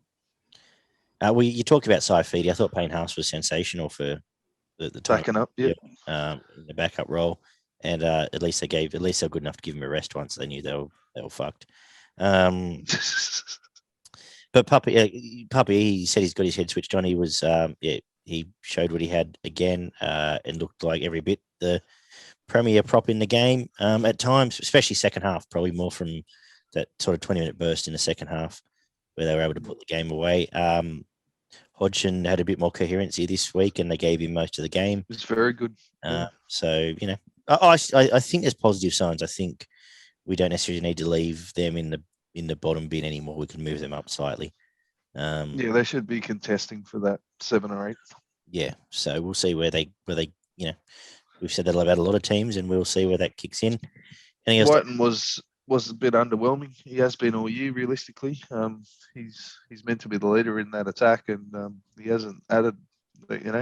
Considering he was a Daly M 5'8", or he was a Daly M winner last year, and he was just setting up tries and scoring him himself whenever he basically wanted to last year, and he's nowhere near that level this year. It doesn't look like that, does he? Like he's not. Nah, nope. When he runs, he's not. I think there was 1 or 2 games there where he looked quite good, but other than that, out of the other 12 games, he's struggled. Tessie New, I don't understand why he got dropped. He looks like a serious footballer. He's got some good footwork and some good pace, and surely they've got to find a spot for him somewhere in that team. Will he end up playing fullback for all that game? Actually, most of the game, yeah. So, yeah, what can you say about Brisbane? You know that they've where to for the Broncos? Candace Darko, they're going to probably change their halves again this week. Yes. What do you say? That they may as well just go and find some 20-year-olds and give them a game of first grade now, because I don't know what else they can achieve this year, really. That's the thing. The halves that they're bringing in are 34 and 37 or something. So how can that be an answer? Particularly if you know you've got Reynolds coming, go and find someone that he can work with for a year. You're not going to. They've obviously got their whole mindset is they're going to buy the way out of this, and it's just not going to happen unless you're going to go and snaffle up Sean Johnson tomorrow, or Corey Norman might be the one that ends up back there. Might be. Yeah, you're right. They need something. You may as well. Got very little in those halves, and they've got rid of Dean now, who was meant to be their young bloke coming through. I don't know if they've got anybody else behind him, but when because even for South Logan, wasn't it Hunt and Dean Kelly, so they don't even. How can you get? I don't understand how that club can get to a state where they have no juniors. But anyway, anything else to add out of this game? Yeah, like I said, I'll just reinforce my rep for Simonson. I thought he was outstanding. He was brilliant. Yeah. And give him. I'm actually giving 3 points. 2 to Puppy, 1 to Corey Harawira and Ira. But any objections? I had 3 for Papali'i, 2 for Simonson, and 1 for Hodgson. But okay, yeah, okay. Ollie. Yeah, I'm happy with the combination, at least with Simonson, Papali'i. I'd say it'd have to be the top 2 for me in there, and you can chuck in one of those other blokes at 1. Thanks for settling that for us, Ollie. That's how good. Demarco was actually really good on debut. Yeah, he looks like a young kid who goes all right. I think this is one of those. Give it to Simonson. Simonson 3. Papali'i 2. Hodgson? Hodgson or Tomoko. I'm fine with Hodgson. Or Gula. Emre Gula was really good. He was good, actually. Yeah, we'll go with Hodgson. Gula. No, he was good both halves. Storm 40. So let's just clarify that. 3 to Puppy and 1 to Gula. After all that, yep. Storm 42, Warriors 16. This was a contest for about 15 minutes, and then it wasn't. So, Barney, what exactly. 3 tries to 7, 1 out of 3 conversions for the Warriors, 6 out of 7 for the Storm. A penalty, 1 out of 1 penalties for both teams. 72% completion for the Warriors and 86 for the Storm. 26 out of 36 sets played, 31 out of 36. 2 line breaks for the Warriors, 6 for the Storm. 28 tackle busts played, 31. 10 offloads to 5. No forced dropouts. 1 40-20 for the Storm. 347 tackles for the Warriors, played 288. 0 ruck infringements from the Warriors, 4 from the Storm. 1 inside the 10 for the Warriors, 3 for the Storm. 10 errors to 6. Tohu Harris made 51 tackles. Brandon Smith made 32. Mamalo with 168 metres and Jerome Hughes with 162. Egan missed 5 tackles and Montoya missed 4. Jesse Bromwich made 6 tackles and missed 4, which is completely unusual for that bloke. And Munster missed 4. Mamalo with 105 Supercoach points. Hines with 87 and Grant with 83. I cannot say how strongly I believe Brandon Smith is the form hooker in the comp right now. He was absolutely sensational again. Even in those early parts, he was outstanding. And then when he moved to small forward, he was maybe better. Thought he was great all game and led them. But, we're only going to say the same stuff we say about Storm every week. Nico Hines chimed in when he needed to. They got, Addo Carr out in the wing. Munster was underwhelming again, busy kicking blokes. Jerome Hughes was very, impressive. very good again. And Harry Grant, when he came on, was Harry Grant. So I think it's scary. So, and they've still got, obviously, their forward pack to come back. But I still think it's scary signs for other teams. I think they're the team to beat. And they played like it again on the weekend. Did you get to see much of this game again, Ollie, or you didn't? Yeah, well, Jerome Hughes was the big standout, at least for me. Obviously, like Brandon Smith as well. But it was the complete performance, and it's backed up by the stats. Over 100 running meters, I believe, for a halfback, and he is a running half, but he got himself a try assist as well and made 20 tackles and missed 0. It was a perfect record as well, which we don't necessarily see from halves overly often. But again, the Warriors, we're okay in attack. They seemed solid when they were able to get going. Mamalo was obviously the standout with the 3 tries he scored, playing himself into form right before he leaves for the Tigers, which is nice because it's probably his best performance since 2019. At least we obviously didn't get to see much of him in 2020 because he went back to New Zealand. But I guess positive signs there. But for me, it was the Hughes and Smith show. And I know you bring up Cam Munster kicking people in that and how he's been injured recently as well. But I don't think he's had the best season in general. Like even before that, he was okay, but definitely not to the standard you'd expect. And I get that Jerome Hughes has taken his game to another level and is playing a lot better than him, but I don't think that's having the impact on Cam Munster's form necessarily to the extent that we would guess if Munster's not playing well and Hughes is, because I still think there's plenty of potential for Munster to sort of take the game by the neck and take control, but he's just not really done that this year. The thing is, he only needs to turn up on grand final day and he can win the comp for him. He can turn up and absolutely tear a team apart if he wants to. He's just got to get there. Barney, what do you take out of the game? Yeah, I thought the first 15 minutes was a pretty average game from both teams, to be honest. And I think that's realistically why they didn't get to 60 or 70 points to Storm. The Warriors just don't have that X factor unless Nicarima's getting gaps and running himself. And obviously, without Walsh this week, you can see what a massive difference it makes to their attack without him in there. Like he's only been there for 4 games, but like what he's done in those 4 or 5 games that he's been there. After that first 15 minutes, it was just 65 minutes of dominance from the Storm, basically. My highlight of the game was Chanel just shredding cheese on the under the post there. Like that shot was fucking tremendous, especially out of a halfback on a small running forward, and he was running flat stick into him. The thing was that he got under the ribs. Everything about that was perfect. Like Hughes's ball was perfect, Cheese's line was perfect, and the tackle was perfect. It was just like he scores that in probably 20 games out of 26 this year. He just got absolutely belted. Yeah. But the Warriors front row, both on the bench and their starting front row, those 4 blokes were horrible. Like I know Fanua Blake was okay, but he's just come back. But the other 4, they may as well not have turned up. Like between the 4 of them, they did one person's job. They just got absolutely dominated by a Melbourne pack that had Jesse Bromwich have probably his worst game he's had and only played 20 minutes. Yeah. So it was, considering how good their pack's been all year, I was very underwhelmed with the pack out of the Warriors. Their back row did okay. Like Toru Harris does it every week, and Curran looks like he's in the similar mold. He just seems to turn up most weeks and put in a good performance, but yeah, they were never even close to getting into this game and probably could have been beaten by more. Yep. I don't think we need to really add a lot longer, do we? Look, it sounds like you're going to all lean towards Hughes for 3, which I'm fine with. Smith 2 and 1 to Cheese to 2. yeah. You Cheese. got to give one to Marlo, don't you? Yeah, we'll give one to Pick. Marlo. Yeah.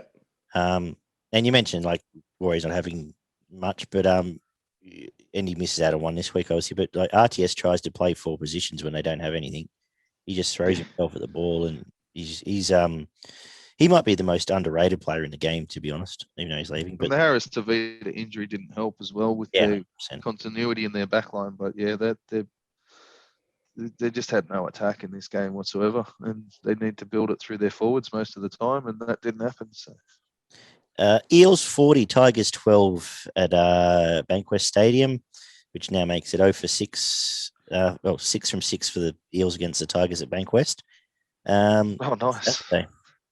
That's the stat you want, isn't it? Mm.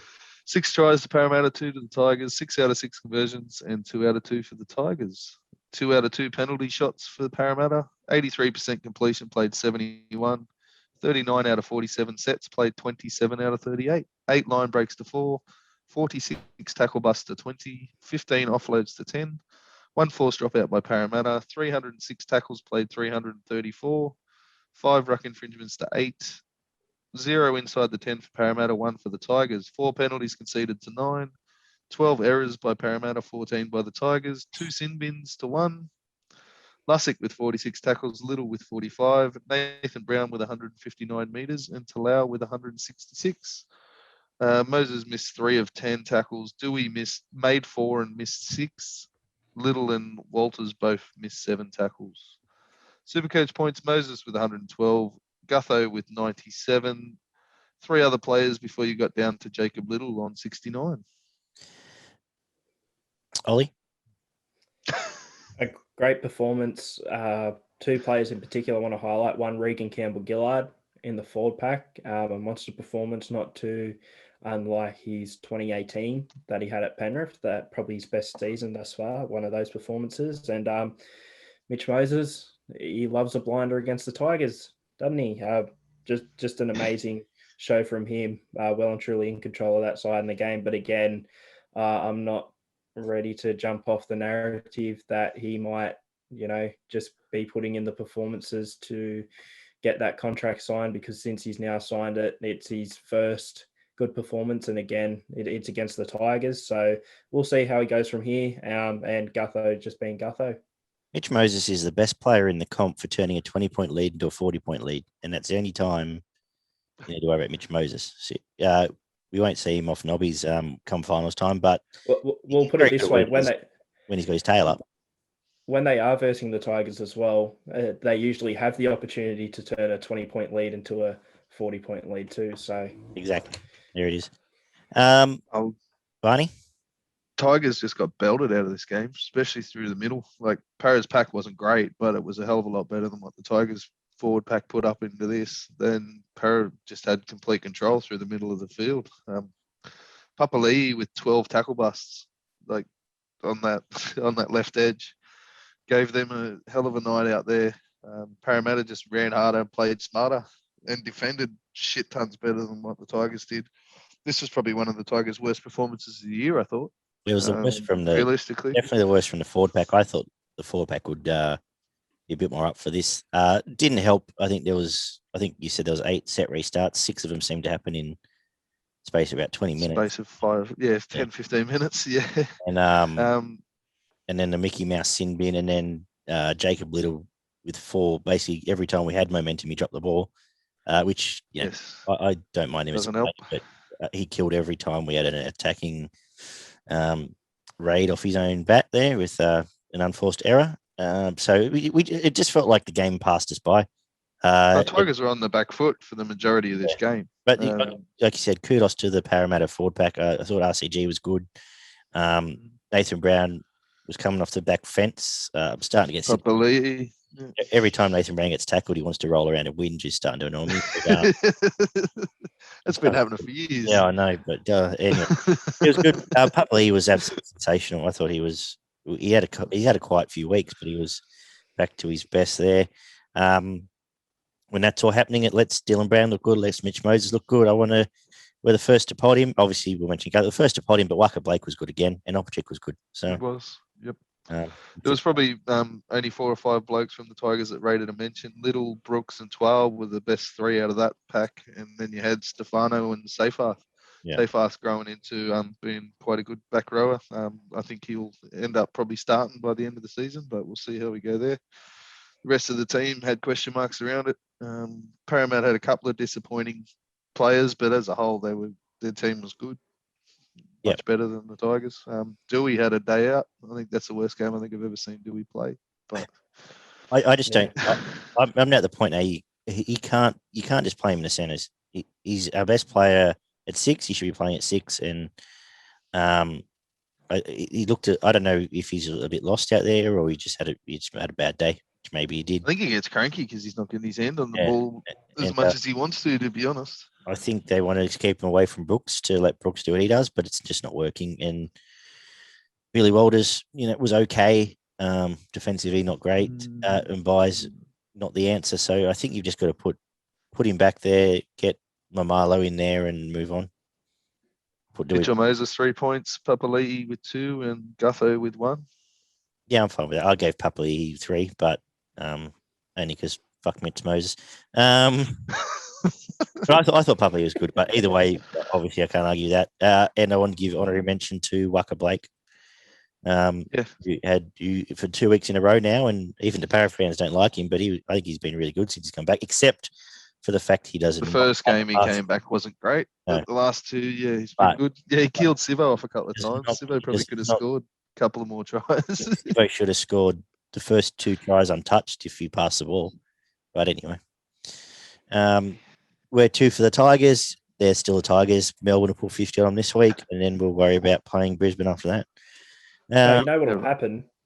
They'll look really good and nearly beat Melbourne but lose, and then they'll verse the Bulldogs or something and lose. Yeah, we got Brisbane the week after, and Brisbane will beat us. So anyway, whatever. I'm used to it. Wrapped up the round with the Bulldogs, speaking of which, 28 beating the Dragons, who were absolutely atrocious. Cost me a full round. 6. Did it really? Wow. That's nice tipping. Stats? Have you had time to do these? I've done them, yeah. So we had 4 tries to the Dogs, 1 to the Dragons. 3 out of 4 conversions to 1 out of 1 for the Dragons, and 3 out of 3 penalty shots for the Dogs. 93% completion for the Bulldogs, 68% for the Dragons. These might change a little bit, as you know. Like, I've just taken the stats as soon as the game's finished, so they do update them a little bit later. 43 out of 46 sets played, 26 out of 38. 180 post-contact meters extra for the Dogs, which I thought was a big one in this game, considering the Dragons forward pack should be much better than the Dogs, to be realistic.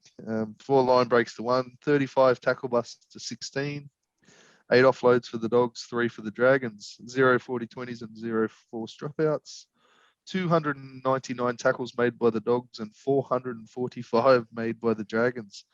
0 ruck infringements to 5, 3 inside the 10s for both teams, 4 penalties conceded by the Dogs, 3 by the Dragons, 4 errors to 12, and a sin bin to the Dogs. Jackson with 39 tackles, McCulloch with 62, 218.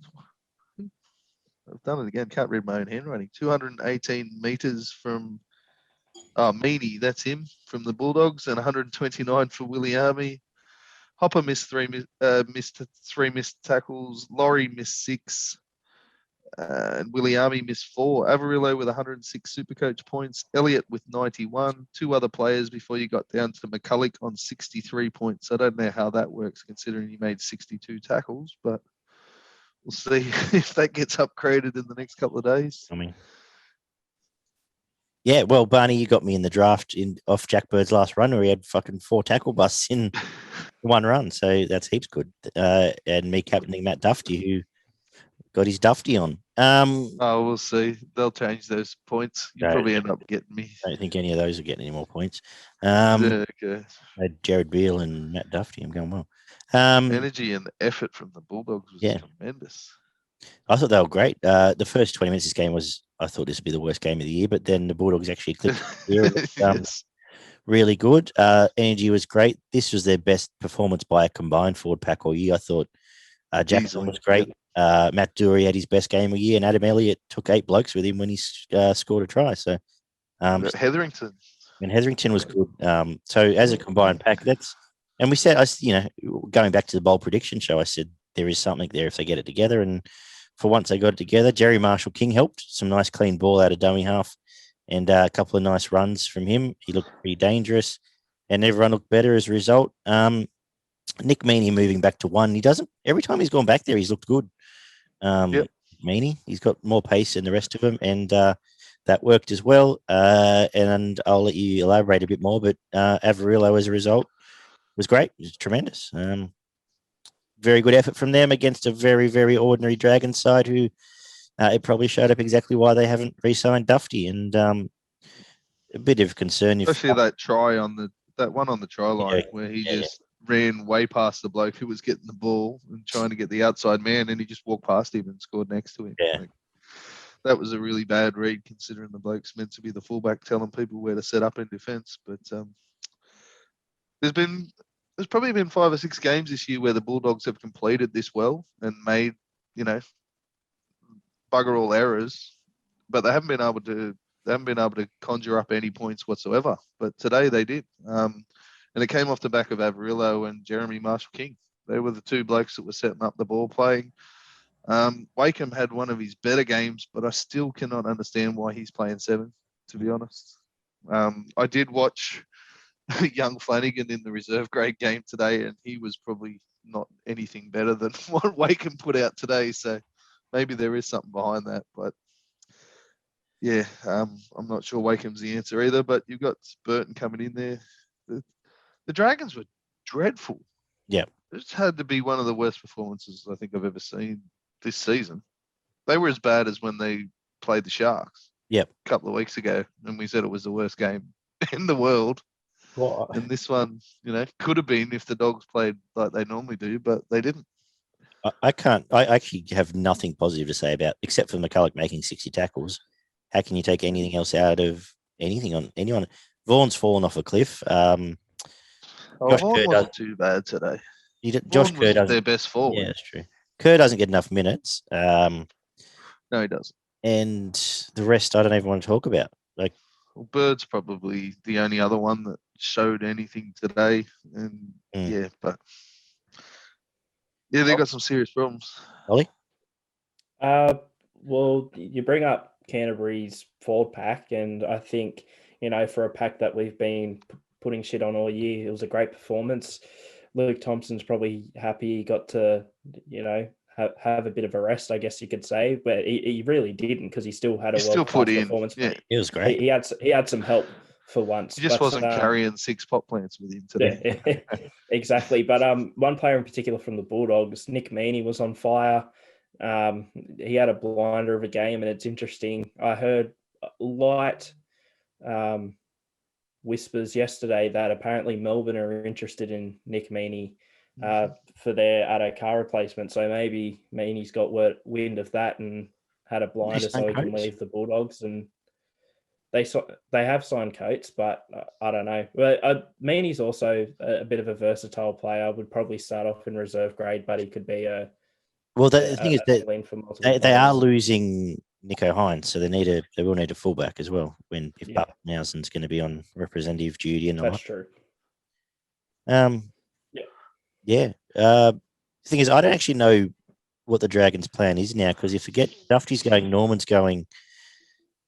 They've got wraps on that. Is it Sloan? Amon or Sloan, isn't it? The reserve grade young fella. O'Sullivan? No, another one. Amon. Amon was in the halves. Yeah. Amon, yeah. Talatau Amon. Yeah. Sorry. But they're probably going to have to pick up a unless they get a Sean Johnson it's only Sean Johnson left, really. Well, they've got Clune sitting there in reserve grade, who's probably as good an option as Norman, to be real. Yeah, maybe. Does Corey Norman kick stones for the rest of the year and this team just keeps going backwards, or does he try and play for a contract? Well, I hope the latter, because he has had, as we've said before, a decent season. He wasn't even that bad today, and neither was Hunt. Yeah. The halves definitely weren't their problem. It was Yeah. everybody else that was their problem Yeah. today. Yeah.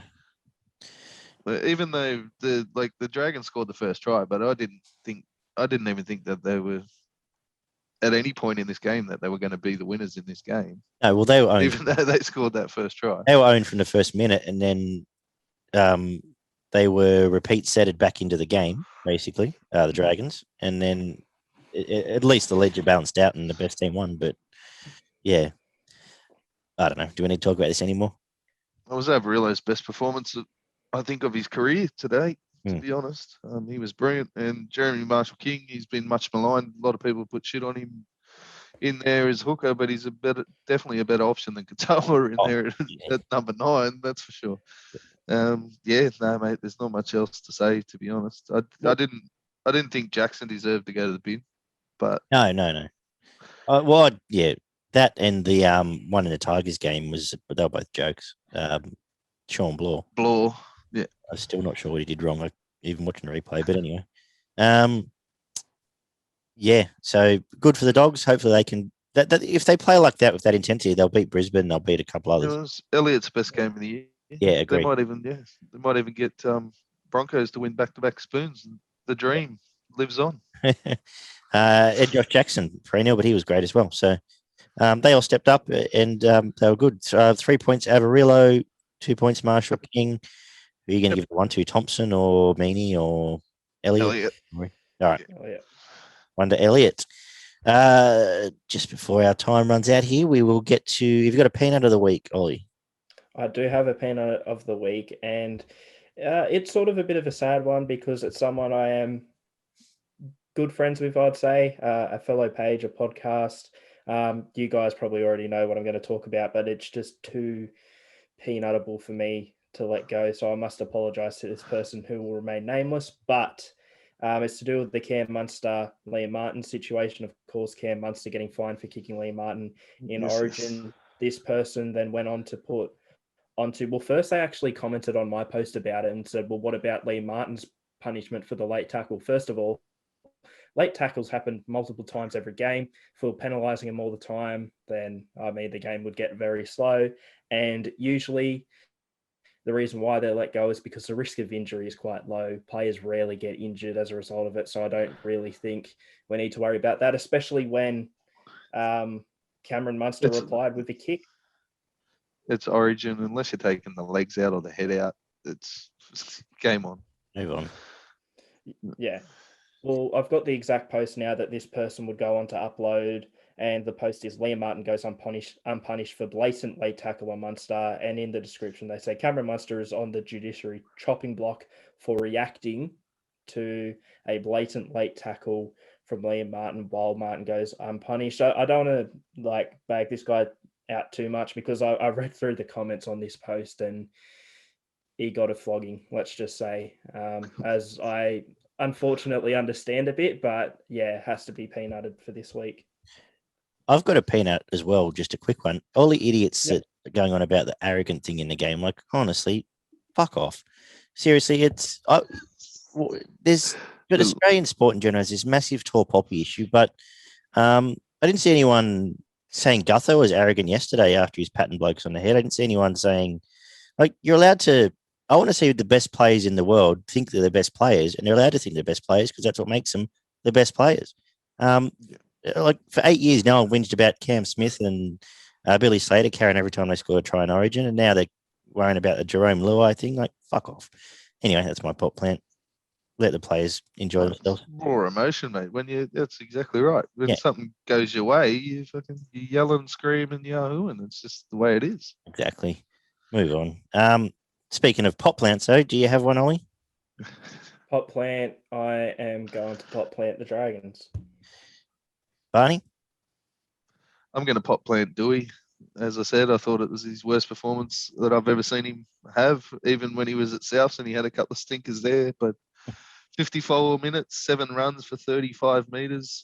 He did make a tackle bust, but he made 4 tackles and missed 6. And then there was 2 pretty bad errors there as well. So I want to. There was a couple in line, but well, Dragons made a late play for me, but Ollie stole that. I'll make Tyrone May and an extension of that. Charlie Staines. Charlie Staines is now well exposed, and he adds very, very little to that team when he's not walking over for tries, I think. But Tyrone May, every time they went to him in attack in that first half, the whole attack, the whole game stopped. Falls apart. And then to not chase Matt Moylan down, like, honestly. So that was the funniest thing of the weekend. I laughed my ass off. Like, Moylan was making ground on him, and he was looking around going, who's going to catch me? Yeah.